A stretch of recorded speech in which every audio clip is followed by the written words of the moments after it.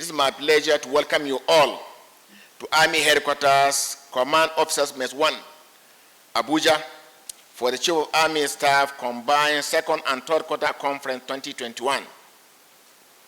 As my maiden conference since assuming command at the Chief of Army Staff on 27 May 2021, this event offers an ample opportunity for us to brainstorm and interact on the state of affairs of the Nigerian Army and review our activities for the second and third quarter 2021 that are crucial to the stability of our dear country.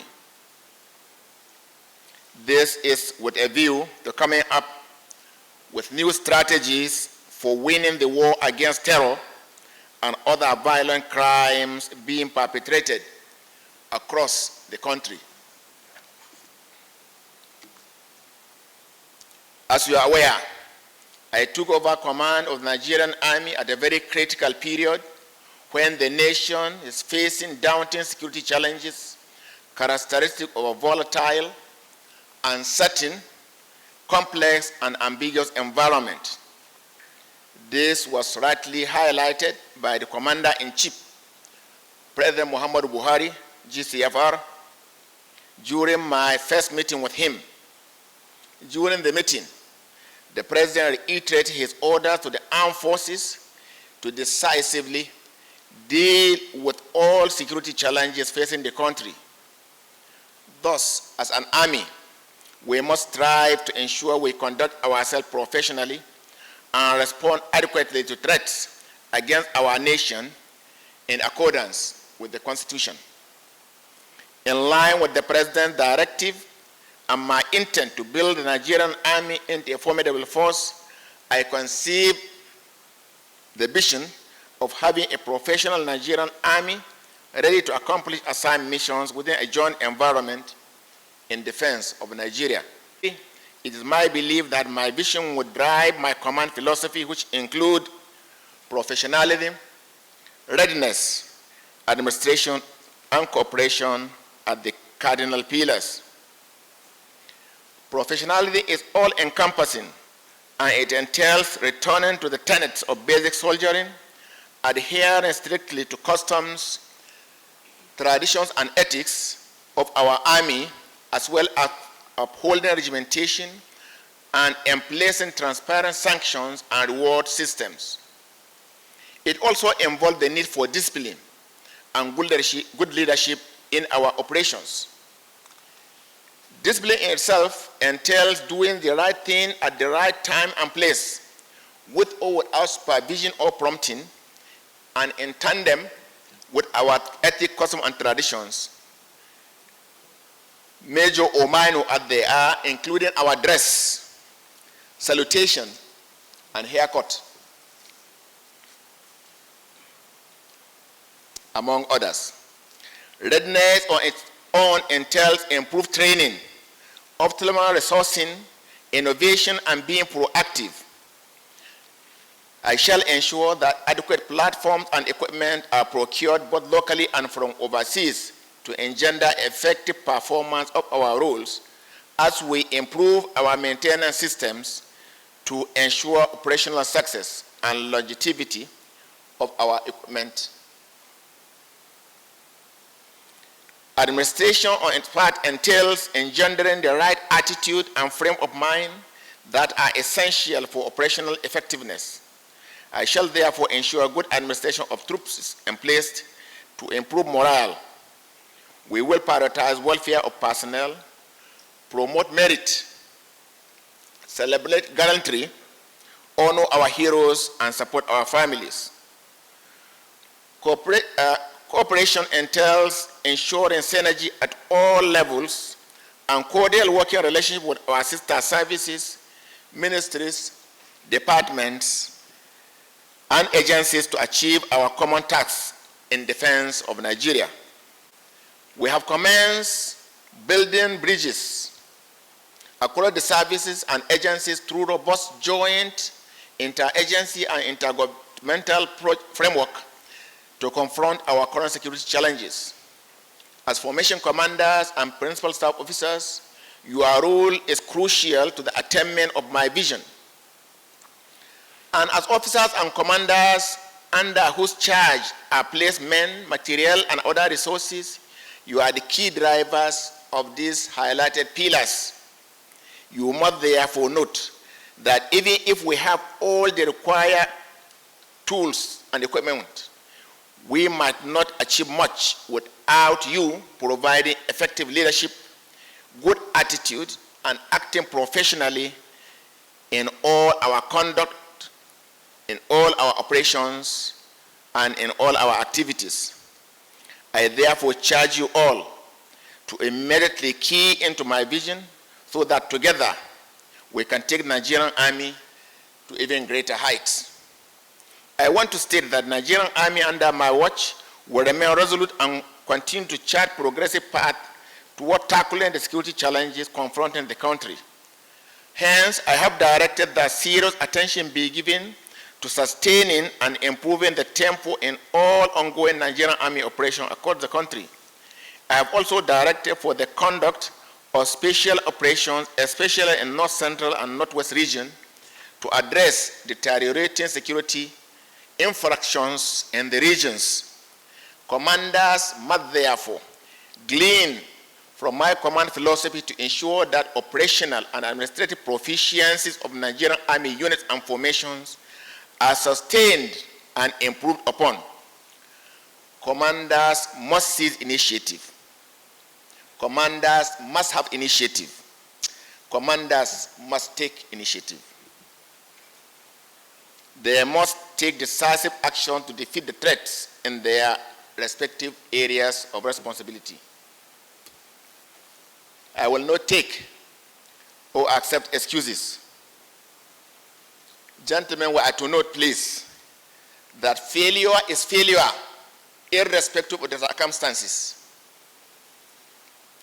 I am aware of logistic constraints affecting operations across the country, and I am glad to inform you that efforts are in progress to provide us with combat enablers that would enhance and boost our operations.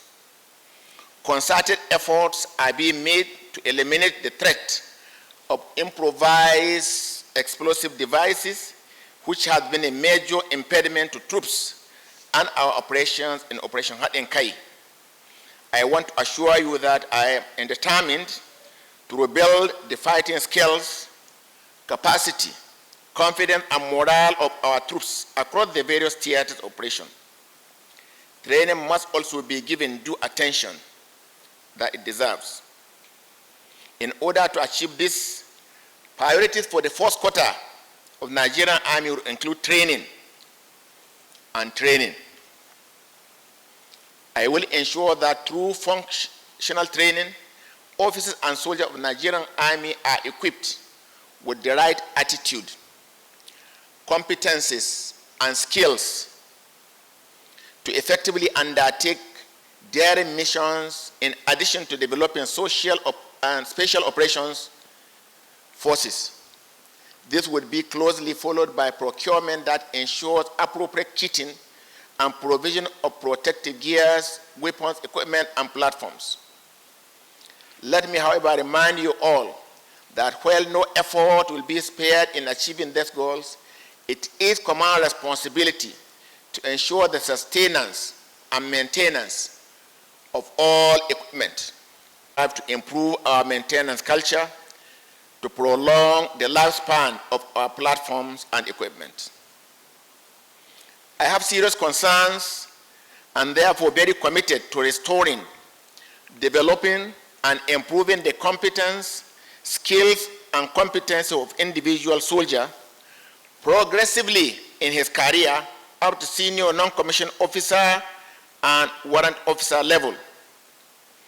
Therefore, I hereby charge Training and Doctrine Command, along with the Department of Training, Course, and Nigerian Army schools to develop additional training, leadership training modules, courses, and curriculum to enhance the career of individual soldier. The aim is to develop the individual soldier's competencies to enable him conduct his activities more effectively, to adhere his command and leadership role as non-commissioned officer, senior non-commissioned officer, and warrant officer. We need similar additional leadership development modules and courses for our young officers to enable them grow as competent, effective leaders and commanders. We can explore officers and soldiers training leadership modules from other countries, even though we should be alert to domesticate them to best suit our needs and our environment.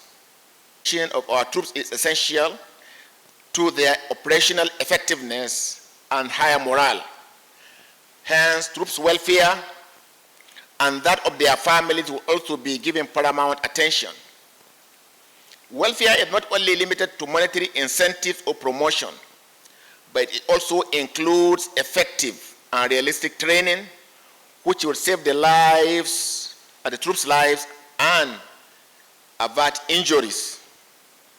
Welfare includes genuine concern for the troops' well-being, care and maintenance of their facilities and amenities, even their challenges and hardship, sharing in their pains and joys, interacting with them humanely and with respect in accordance with the service provisions.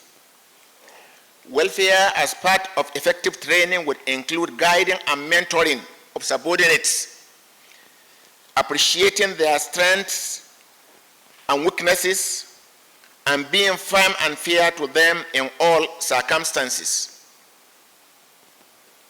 At this juncture, let me appreciate all officers and soldiers of the Nigerian Army for their unrelenting sacrifices and efforts in ensuring that the Nigerian Army fulfills its constitutional responsibilities.